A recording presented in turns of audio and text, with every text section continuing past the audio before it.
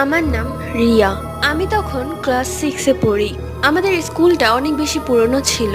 লোকমুখে শোনা যেত নানা কথাবার্তা।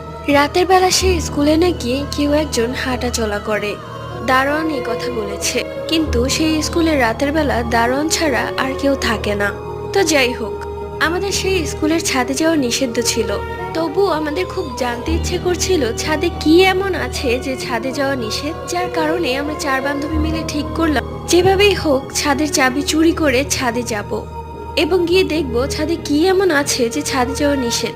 কথা অনুযায়ী আমরা একটা বাহানায় ছাদের চাবিটা চুরি করলাম এবং ছাদে চলে গেলাম। ছাদে গিয়ে দেখি বিশাল ছাদ। পুরোটা ছাদ ঘুরেও কাউকে দেখতে পেলাম না।